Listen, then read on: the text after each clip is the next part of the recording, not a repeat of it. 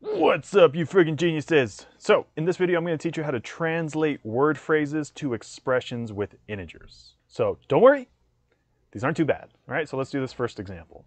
So this one says the opposite of positive 14. So what would that be?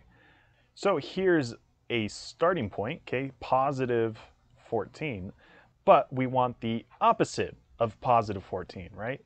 So whenever you see that word, opposite, that usually means negative, okay?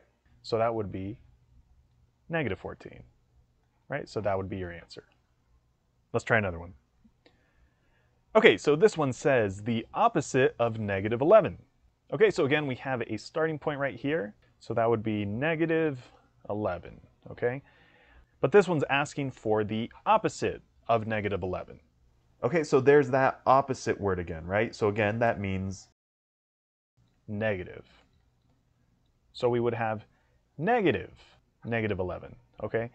And it's really important to realize that when you have two negative signs next to each other, they always make a positive, okay? So negative 11 would just simply be positive 11. Okay, so both of these are correct answers, but this one would just be a more simplified version of it.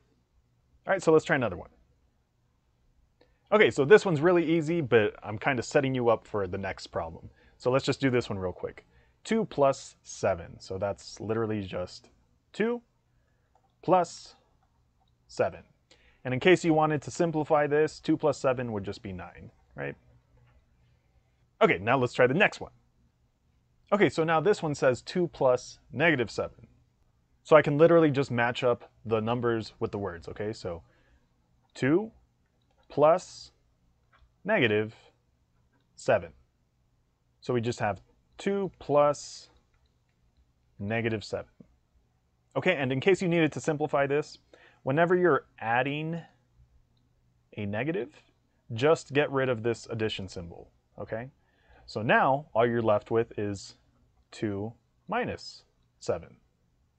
And what's 2 minus 7? That would be negative 5, right? Because we have a small number and we're subtracting a bigger number. So that's why our answer here is negative. Okay, so let's just do a couple more. Okay, so now we have this problem right here. 2 minus negative 7. So let's write that out.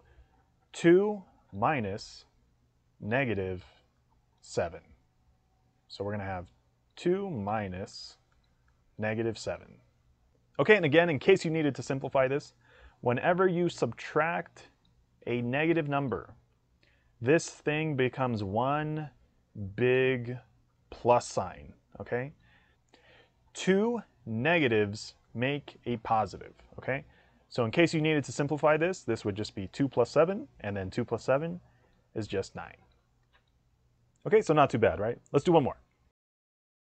Okay, so lastly, we have this problem right here. Negative 5 minus negative 18.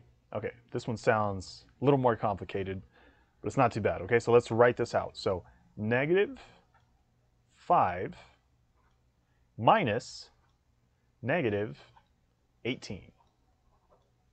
Okay, so we have negative 5 minus negative 18. Okay, so this would be your expression, and in case you wanted to simplify it, how would we do that? Well, let's see, we have negative 5 minus negative 18. So remember, whenever you're subtracting a negative, this becomes one big plus sign, right? Two negatives make a positive. So now I could simplify my expression one more time. So I could do negative 5 plus 18.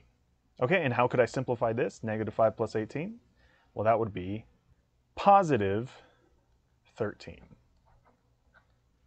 All right, guys, so that's how you translate phrases to expressions. I hope the examples were helpful. If they were, definitely leave a thumbs up down below.